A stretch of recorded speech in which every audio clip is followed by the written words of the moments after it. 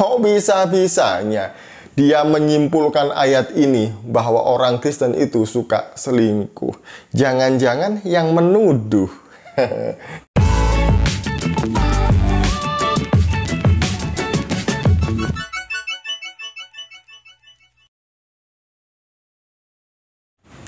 Shalom saudaraku, salam damai sejahtera di dalam kasih Kristus. Berjumpa lagi dengan saya. Di Juli kita akan belajar berapologetika bersama-sama di channel ini. Ngomongin Ustadz Agustan memang tidak akan pernah ada habisnya. Karena orang yang satu ini, yang katanya mantan pendeta ini, dia hobi sekali memfitnah kekristenan. Padahal dia kan sudah masuk Islam, sudah diberikan gelar Ustadz. Seharusnya dia lebih mendalami kitab sucinya daripada mengotak-atik kitab suci lamanya, apalagi dengan maksud untuk memfitnahnya. Atau mungkin dia nggak mengerti kitab suci yang baru, sehingga dia lebih suka membaca Alkitab. Nah, apa yang dilakukan sekarang? Sebelumnya mari kita melihat postingan yang dia buat 20 jam yang lalu. Jadi, di dalam postingan ini, dia men-screenshot sebuah komentar dari si Kumbang. Jadi si Kumbang ini komen begini, saya nggak tahu ini komennya di channelnya Ustadz Agustan atau siapa ya. Jadi dia komen begini, menjadi Kristen itu gampang. Syaratnya, 1, harus menyingkirkan akal sehat. 2, lebih mendengarkan perkataan Paulus daripada perkataan Yesus. 3, pintar menghujat. 4, pandai asumsi. 5, titik-titik, isilah titik-titik di atas. Nah, lalu Ustadz Agustan ini memberikan komen lanjutan dari screenshotan ini. 5, tukang selingkuh. 6, titik-titik, isilah sendiri. Nah, dia mengutip satu ayat Alkitab sebagai landasan berpikirnya bahwa orang Kristen ini suka selingkuh, yaitu di dalam Amsal 7 ayat 18 sampai 19. Marilah kita memuaskan birahi hingga pagi hari dan bersama-sama menikmati asmara. Karena suamiku tidak di rumah, ia sedang dalam perjalanan jauh. Ternyata kapasitas Ustadz Agustan itu hanya segini ya isinya ya. Pantesan aja dia mualaf. Udahlah, nggak apa-apa lah kalau dia mengaku mantan pendeta kemudian dia mualaf. Karena memang dia tidak ngerti apa-apa tentang Alkitab. Lah masa iya dia ngutip ayat lalu memberikan kesimpulan dari ayat itu bahwa orang Kristen suka selingkuh. Dia nggak membaca secara keseluruhan ayat ini berbicara tentang apa. Padahal kalau kita membaca keseluruhan, ini adalah wejangan terhadap seorang anak muda.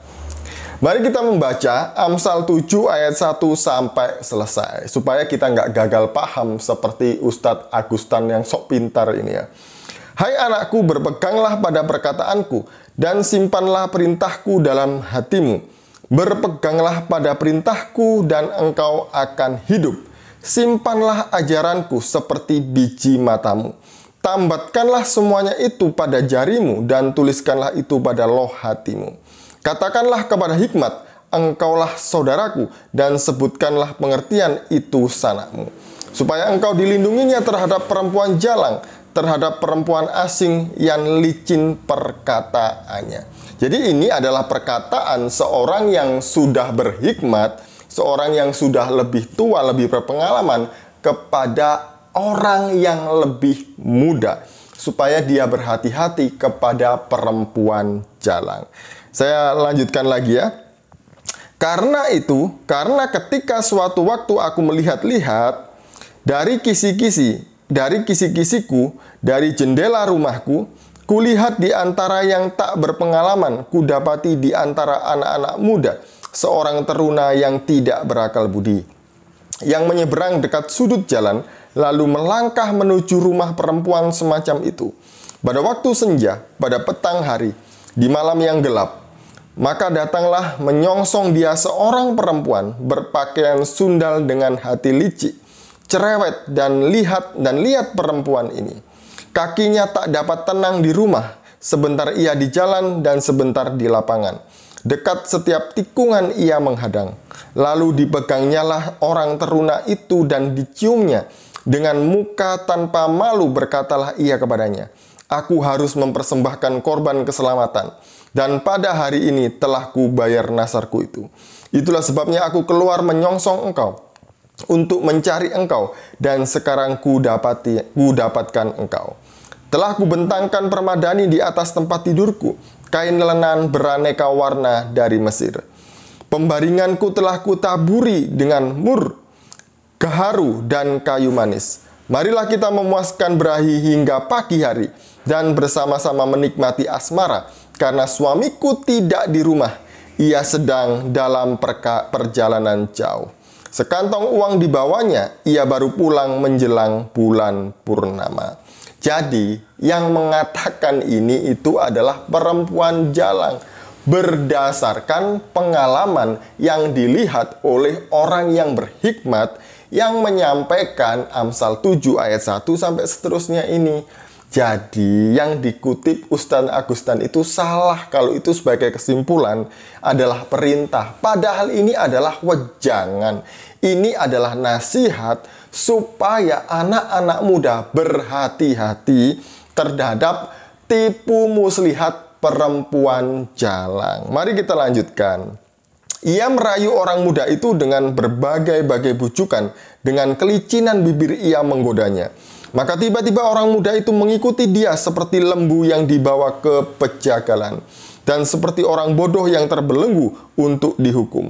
Sampai anak panah menembus hatinya, seperti burung dengan cepat menuju perangkap, dengan tidak sadar bahwa hidupnya terancam.